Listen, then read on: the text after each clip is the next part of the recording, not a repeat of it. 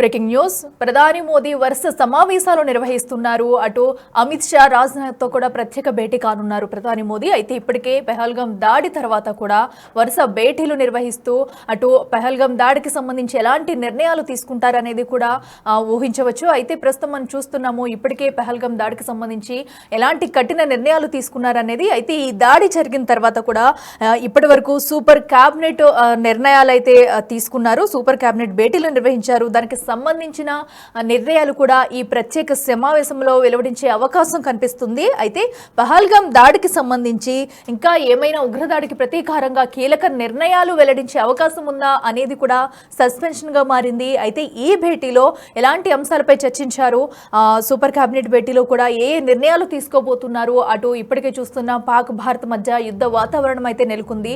దానికి సంబంధించి ఇంకా ఏమైనా ముందడుగు వేసేందుకు కూడా కఠిన నిర్ణయాలు తీసుకున్నారా, అటు ఏం చెప్పబోతున్నారు అనేది కూడా ఉత్కంఠంగా మారింది. ఇప్పటికే అటు అమిత్ షా, రాజ్నాథ్ తో కూడా కీలక సమావేశం కానున్నారు ప్రధాని మోడీ. అయితే ఈ నేపథ్యంలో కూడా ఆయన ఏదైతే పుల్వామా దాడి తర్వాత 2019లో పుల్వామా దాడి తర్వాత కూడా తొలిసారి సూపర్ కేబినెట్ భేటీ కావడం ఇదే తొలిసారి. సో అప్పటి నుంచి కూడా ఎందుకంటే అత్యవసర సమావేశం నిర్వహించిన సమయంలోనే ఆ సూపర్ కేబినెట్ భేటీ అయితే నిర్వహిస్తారు.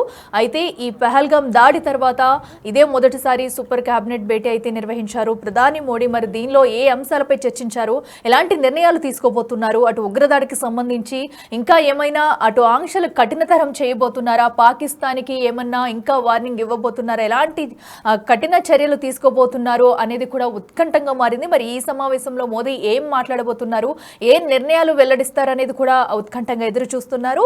ఇక ఈ భేటీకి సంబంధించి మరింత సమాచారం అందించేందుకు మా ప్రతినిధి సయ్యద్ ఫోన్ లైన్ అందుబాటులో ఉన్నారు. సయ్యద్, చెప్పండి. ఇప్పటికే మనం అటు పహల్గాం దాడి తర్వాత మోడీ తీసుకున్న నిర్ణయాలు అయితే చూస్తున్నాము, పాక్కి సంబంధించి కూడా అటు విధించిన ఆంక్షలు కానివ్వండి అన్ని కూడా చూస్తున్నాము. అయితే ఇప్పుడు జరిగిన సూపర్ కేబినెట్ భేటీలో దేని మీద మాట్లాడారో అనుకోవచ్చు. ఇప్పుడు ఇంకొకసారి ఉగ్ర దాడికి సంబంధించి కూడా ఏమైనా నిర్ణయాలు తీసుకునే అవకాశం ఉందనుకోవచ్చా?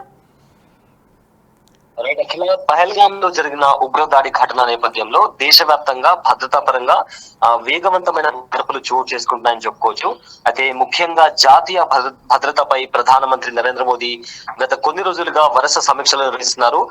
రక్షణ మంత్రి రాజ్నాథ్ సింగ్, జాతీయ భద్రతా సలహాదారు అజిత్ దోవల్ కావచ్చు, కేంద్ర మంత్రి అమిత్ షా ఇంకా ఇతరులతో ఆయన వరుసగా సమావేశాలు నిర్వహిస్తున్నారు. అయితే ఈ క్రమంలో పహల్గామ్ ఉగ్రదాడి, దానికి ఉన్న అనుబంధ పరిణామాలపై కూడా చర్చించేందుకు భద్రతా వ్యవహారాలపై కేబినెట్ కమిటీ సిసిఎస్ నేడు ప్రత్యేకంగా సమావేశం అయింది. అయితే ఈ అత్యవసర భేటీకి ప్రధానమంత్రి అధ్యక్షత వహించనున్నారు. అయితే ఈ కమిటీ సమావేశంలో కొన్ని కీలకమైన నిర్ణయాలపై క్లారిటీ రానుంది. అయితే ఈ సంఘటనపై సిసిఎస్ భేటీ జరగడం ఇది రెండవసారి. దాడి జరిగిన వెంటనే మొదటిసారి ఈ కమిటీ సమావేశమైంది. అయితే అప్పట్లో అనేక కీలకమైన నిర్ణయాలు తీసుకుంది ఈ కమిటీ. అందులో భాగంగా సింధు జలాల ఒప్పందాన్ని తాత్కాలికంగా నిలిపివేయడం కావచ్చు, లేదా పాకిస్తాన్ తో ఉన్న దౌత్య సంబంధాలను తగ్గించడం, అటారీ సరిహద్దును మూసివేయడం, పాకిస్తాన్ పౌరుల వీసాలను రద్దు చేయడం వంటి చర్యలు చేపట్టిన విషయం మనందరికీ తెలుసు. అయితే ఇప్పుడు జరుగుతున్న తాజా భేటీలో పరిస్థితుల తీవ్రతను దృష్టిలో ఉంచుకొని మరింత కీలకమైన నిర్ణయాలు తీసుకునే అవకాశం ఉన్నట్టు కనిపిస్తుంది. అదే కాకుండా ఏదైతే భద్రతకు సంబంధించి దానికి సంబంధించిన కీలకమైన కొన్ని నిర్ణయాలు కూడా తీసుకునే అవకాశం ఉంది. అయితే ఈ సమావేశం ముగిసిన తర్వాత ప్రధానమంత్రి నేతృత్వంలోని రాజకీయ వ్యవహారాల కేబినెట్ కమిటీ కూడా ప్రత్యేకంగా సమావేశం కానుంది. ఈ కమిటీలో రాజ్నాథ్ సింగ్, అమిత్ షా, నితిన్ గడ్కరీ, జేపీ నడ్డా, నిర్మలా సీతారామన్ ఇంకా ఇతర సీనియర్ మంత్రులు కూడా దీంట్లో ఈ భేటీలో పాల్గొనున్నారు. అయితే ఈ భేటీ పూర్తయిన తర్వాత ఎన్నో కీలక అంశాలపైన ఒక క్లారిటీ రానుంది. ఇప్పటికే ప్రధానమంత్రి భారత త్రివిధ దళాలకు ఫుల్ రైట్స్ ఇచ్చేశారు.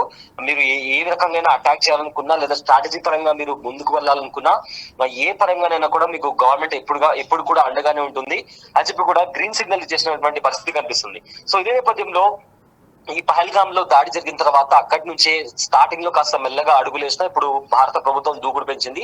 కశ్మీర్ లో కూడా చాలా చోట్ల ఉగ్రవాద స్థావరాలపై ఎక్కడెక్కడ ఉగ్రవాద స్థావరాలు ఉన్నాయి, వాళ్ళ హైడౌట్స్ ఏంటి, డిజిటల్ ఫుట్ ప్రింట్స్ ఏంటి అని కనిపెట్టి మరి కొంతమంది ఉగ్రవాదుల ఇళ్లను కూడా ధ్వంసం చేసినటువంటి పరిస్థితి కనిపించింది. అదేవిధంగా జమ్మూ కాశ్మీర్ లోని ఒక కొండ ప్రాంతంలో లష్కర్ తోబాకి సంబంధించిన కొంతమంది టెర్రరిస్టులు దాగి ఉన్నారన్న విషయం తెలిసిన నేపథ్యంలో అక్కడ ఒక క్రాస్ ఫైరింగ్ జరిగినప్పుడు లష్కర్ తోబాకి సంబంధించిన ఒక కమాండర్ ని కూడా భారత బలగాలు హతమార్చాయి. సో ఇదే నేపథ్యంలో ఆల్రెడీ ఇటు పిఓకేకి సంబంధించి కూడా పిఓకే లో కూడా ఏవైతే ఉగ్రవాద స్థావరాలు ఉన్నాయో వాటిపైన కూడా ఫోకస్ పెట్టింది. అదేవిధంగా జమ్మూ కాశ్మీర్ దగ్గర మిలిటెంట్స్ ఎవరైనా ఉన్నారా, స్లీపర్ సెల్స్ కి సంబంధించి, మిలిటెంట్స్ కి సంబంధించి, అదేవిధంగా వాళ్ళ వాళ్ళ ఏదైతే ట్రైనింగ్ స్పాట్స్ ఉంటాయో ఆ ట్రైనింగ్ స్పాట్స్ దగ్గర కూడా ఇన్వెస్టిగేషన్ చేసి ఎన్ఐఏ లాంటి ఏజెన్సీస్ కూడా చాలా డీప్ గా ఇన్వెస్టిగేషన్ చేస్తూ ఫర్దర్ గా ఎలాంటి కార్యాచరణ తీసుకోవాలి, ఏదైనా అటాక్ చేయాలంటే దానికి సంబంధించి ఎలా ముందుకెళ్తారు అనే దాని విషయాలపైన కూడా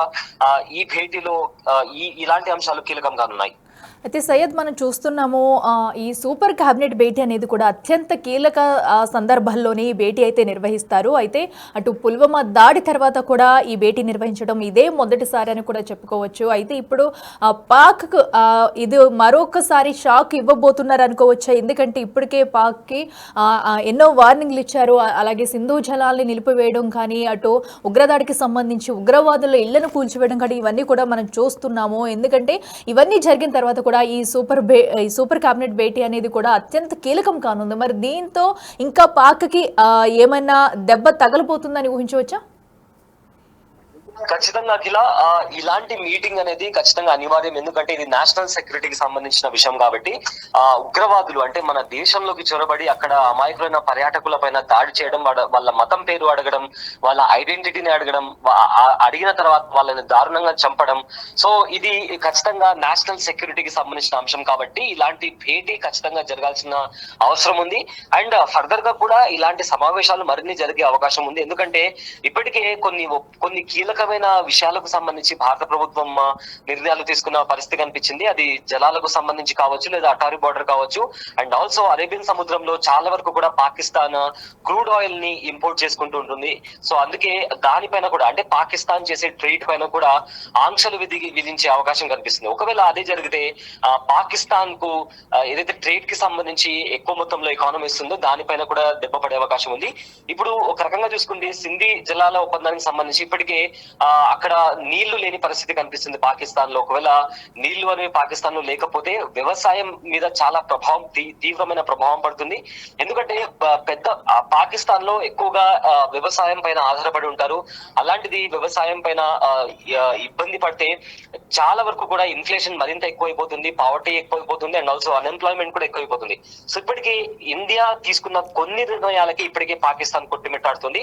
ఒకవేళ ఫర్దర్ గా ఇంకా ఎలాంటి నిర్ణయాలు తీసుకోబోతుంది, ఖచ్చితంగా కొన్ని కీలకమైన అంశాలు అంటే ఇక ఫర్దర్ గా ఉగ్రవాదాన్ని సపోర్ట్ చేయాలన్నా, ఫండ్ చేయాలన్నా పాకిస్తాన్ భయపడేలా ఇక మీద కార్యాచరణ ఉంటుందని కూడా మోదీ సర్కార్ అదే దిశగా అడుగులు వేస్తున్నటువంటి పరిస్థితి కనిపిస్తుంది. అట్లా right Syed, thank you. So చూస్తున్నాం కదా, ప్రస్తుతం ప్రధాని మోదీ వరుస సమావేశాలు నిర్వహిస్తూ కూడా అటు పాక్ గుండెల్లో రైలు పరిగెత్తిస్తున్నారనే చెప్పాలి.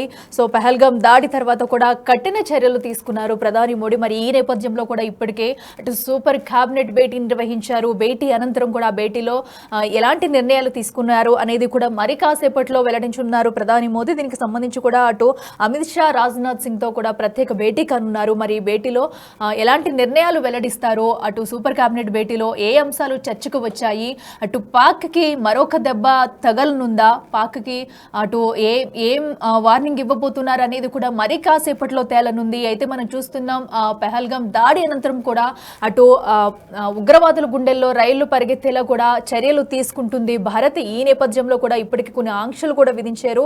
దానికి సంబంధించి కూడా ఇప్పటికే పాక్ అయితే భయభ్రాంతులకు గురవుతుందని చెప్పుకోవచ్చు. మరో పక్కనైతే అటు సరిహద్దుల్లో కూడా యుద్ధానికి సిద్ధమంటూ కూడా అటు భారత బలగాలు పాక్ కూడా సిద్ధమవుతున్న దృశ్యాలు కూడా మనం చూస్తున్నాము. అయితే ఈ అత్యవసర సమావేశంలో కూడా ప్రధాని మోదీ అయితే ఈ భేటీ నిర్వహించడం అనేది సంచలనంగా మారిందని చెప్పాలి. మరి ఈ సూపర్ క్యాబినెట్ భేటీలో ఎలాంటి నిర్ణయాలు తీసుకున్నారనేది కూడా కాసేపట్లో అటు రాజ్నాథ్ సింగ్, అమిత్ షాతో కూడా సమావేశం నిర్వహించి భేటీలో అయితే నిర్ణయాలు వెల్లడించనున్నారు ప్రధాని మోడీ.